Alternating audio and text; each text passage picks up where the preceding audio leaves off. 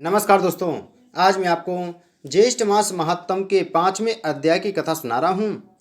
ऋषि कहने लगे कि हे स्कंद जी, स्त्रियां सौभाग्य के लिए ज्येष्ठ मास में कौन सा व्रत करें और क्या दान करें, सो आप कृपा करके कहिए। स्कंद जी बोले कि किसी समय कैलाश पर्वत पर भगवान शिव जी सुख से बैठे थे। तब पार्वती जी हाथ जोड़ और प्रणाम करके शिव जी से कहने लगी कि हे शिव, हे शंभु, हे जगन्नाथ, हे सर्वज्ञ, हे सुखदायक, मेरे समान ऐश्वर्य, सुख और सौभाग्य जिस उपाय के द्वारा अक्षय नाश रहित हो, और हे कृपा निधे, आपके साथ में अजर और अमर होकर रहूं, ये किस व्रत से संभव होगा, कृपा कर मुझे बताएं।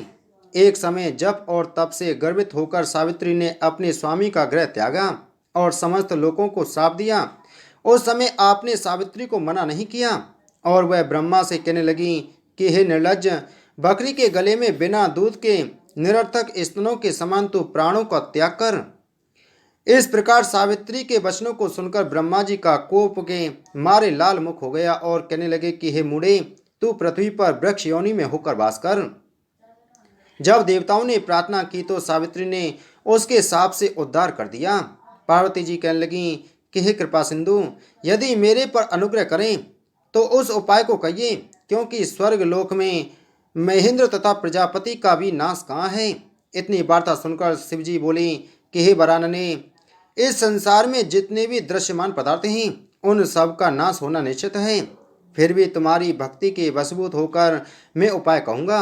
हे भद्रे, ज्येष्ठ मास के शुक्ल पक्ष की तृतीया को स्नान कर नियम से तत्पर रहकर यत्न पूर्वक श्रेष्ठ रंभा व्रत को करना चाहिए। पार्वती जी कहने लगी कि हे प्रभु, यह रंभा कौन है और रंभा व्रत कैसे किया जाता है। शिव जी कहने लगे कि हे वरानने, जब ब्रह्मा जी के हिसाब से सावित्री वृक्ष हो गई तब यह रंभा केदली और कपूर जननी नाम से प्रसिद्ध हुई। तब क्रोध से संतप्त होकर सावित्री अपने पिता के आदेश से ज्येष्ठ मास में स्नान दान आदि 5 वर्ष तक किया।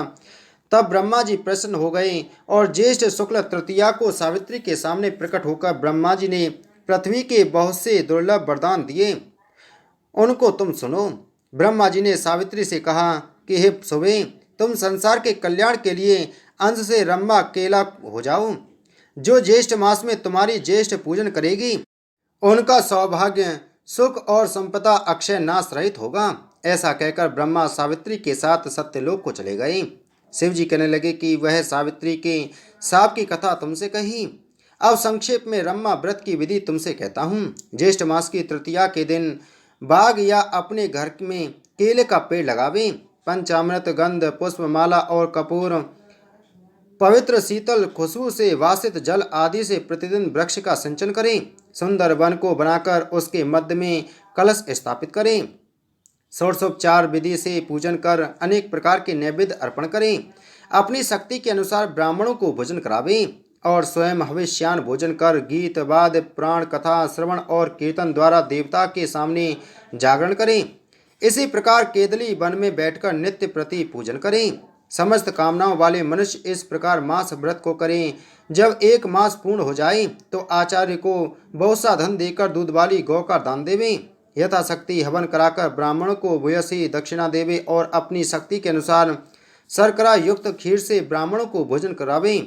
इसके पश्चात विसर्जन कर पारण करें और प्राणियों को बहुत सा अन्न दान देवें। शिवजी पार्वती जी से कहते हैं कि भद्रे, तुमने मुझको पहले प्रश्न किया था, इसी से यह सब रहस्य मैंने तुमको बतलाया है। इस व्रत को यत्न पूर्वक करो, तुमको शाश्वत फल मिलेगा।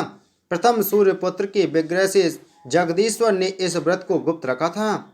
उस पवित्र व्रत को जगत के गुरु श्री शंकर भगवान ने दीनों पर कृपा कर श्री पार्वती जी से कहा। इति श्री ज्येष्ठ मास महात्म 5वां अध्याय संपूर्ण। बोलो श्री विष्णु भगवान की जय।